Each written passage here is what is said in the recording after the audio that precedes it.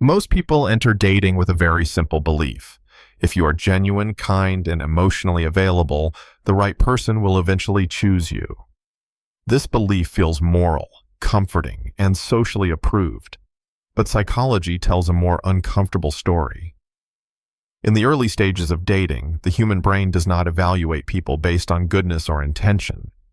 It evaluates signals. Signals of value, signals of confidence, signals of emotional control. This is why so many people who do everything right still end up confused, discarded, or emotionally drained. Not because they lack worth, but because they are playing a game whose rules were never explained to them. Dating, especially at the beginning, is not governed by ethics. It is governed by perception and neurobiology. When people ask how to always date successfully, they rarely stop to define what success actually means. In everyday language, success implies happiness, safety, or long-term fulfillment. But in behavioral psychology, particularly in the study of manipulative dynamics, success has a much colder definition. Success means attraction achieved quickly, emotional investment secured, and behavior influenced. Nothing more, nothing less. Think of advertising. A successful advertisement does not need to improve your life. It only needs to make you click, buy, or stay engaged. Dark dating strategies function in exactly the same way. They optimize for response, not well-being. The engine behind these strategies is known in psychology as the Dark Triad. Before explaining the term, consider a familiar example.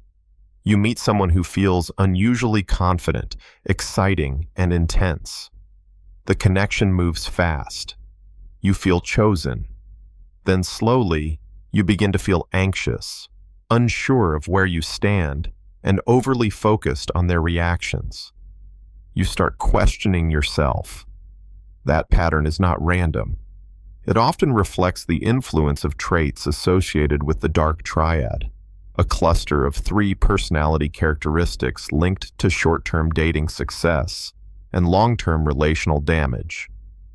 These traits are narcissism, Machiavellianism, and psychopathy. They are not mystical or rare. From an evolutionary perspective, they represent fast strategies designed to maximize short-term gains in competitive environments. The first trait is narcissism. Narcissism is best understood through a simple scenario. Imagine someone who speaks with certainty, maintains strong eye contact, interrupts without apologizing, and talks openly about their achievements. They appear self-assured, almost magnetic. What matters here is not whether their confidence is justified. The brain does not distinguish between authentic confidence and performed confidence. To the brain, confidence itself is a signal of value. This triggers the halo effect, a cognitive bias where one positive trait leads us to assume many others. Because this person appears confident, we unconsciously assume they are competent, attractive, and worthy of attention. In speed dating studies, individuals with narcissistic traits are consistently rated as more attractive during first encounters. Narcissism functions as bait. It draws attention before deeper evaluation can occur. The second trait is Machiavellianism, which refers to strategic manipulation and emotional calculation. A clear example helps here. Consider someone who knows exactly when to be caring and exactly when to withdraw. When you are vulnerable, they listen carefully and say the right words. When you ask for clarity or commitment, they suddenly become distant. When confronted, they calmly say, "You are overthinking."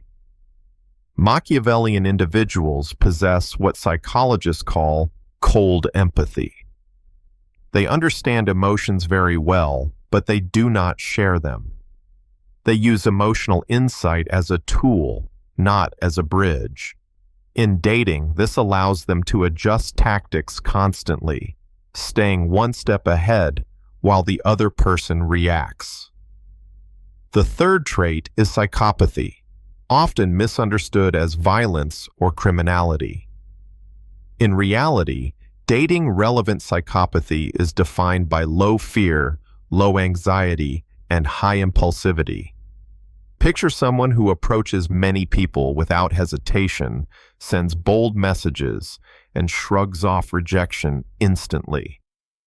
While an average person might replay a rejection for days, a psychopathic individual feels little emotional impact. This creates a powerful statistical advantage. By approaching more people, they experience more rejection, but they also experience more success. Short-term dating outcomes reward volume and speed, and psychopathy accelerates both. When these three traits combine, they produce a highly effective short-term dating pattern. The process usually begins with what is known as love bombing. To understand love bombing, imagine meeting someone who floods you with attention immediately. Constant messages, excessive compliments, statements like, "I have never felt this connection before," within days. They talk about the future early, mentioning trips, living together, or long-term plans. This feels intoxicating. Biologically, it is. Love bombing triggers a surge of dopamine, the brain's reward chemical. You associate this person with pleasure and excitement. This is not deep love. It is emotional acceleration. Once emotional attachment forms, the pattern shifts to intermittent reinforcement. A simple example illustrates this clearly. One day they are affectionate and present. The next day they are distant or unresponsive. Just as you begin to worry, they return with warmth, as if nothing happened. Your brain enters a loop of anxiety and relief. This is the same mechanism used in gambling machines. Rewards delivered unpredictably create the strongest behavioral fixation. You stop focusing on who the person is. You focus on regaining the feeling they occasionally provide. As confusion grows, gaslighting often appears. Gaslighting is psychological destabilization through denial of reality. For example, you express hurt about their inconsistency, and they respond, "That never happened," or "You are too sensitive." When you recall a promise, they claim it was never made. Over time, your confidence in your own perception erodes. When internal certainty collapses, the brain seeks external authority. The manipulator becomes that authority. Control shifts without force.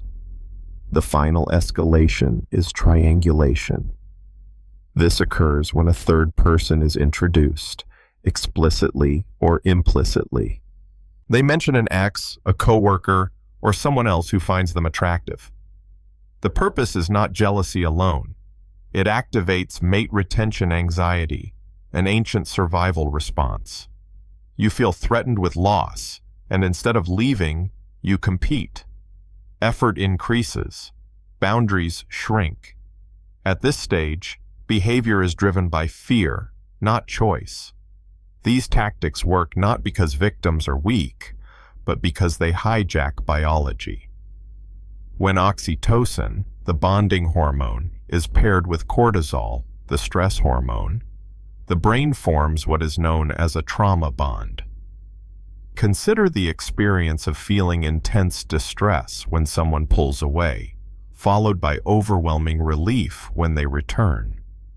The brain learns that the source of pain is also the source of safety. Attachment deepens under threat. This is not conscious. It is survival wiring. Here lies the paradox of success. If success is defined as the number of partners, speed of attraction, or degree of control, dark dating strategies are effective. Research consistently links dark triad traits to higher short-term mating success.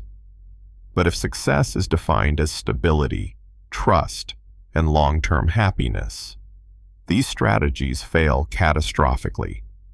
Such relationships are marked by instability, infidelity, and emotional harm. Moreover, they produce assortative mating. Manipulative individuals repel healthy partners and attract others with similar dysfunctions. The relationship becomes a mirror of unresolved pathology. Understanding these mechanisms does not require using them. Knowledge is not endorsement, but ignorance leaves people vulnerable. In modern dating environments driven by speed, novelty, and attention economics, these dynamics are increasingly common. The critical question is not whether dark psychology works. It does. The question is what kind of outcome you are optimizing for. Short-term validation or long-term connection. Control or mutual safety. Mastery over others or mastery over yourself. The rarest form of dating success is not dominance. It is the ability to recognize manipulation, regulate your own biology, and choose connection without surrendering your agency. Here's the uncomfortable truth. Everyone has a little dark triad inside them. The question is not whether it exists. The question is, who's controlling who? Follow for more.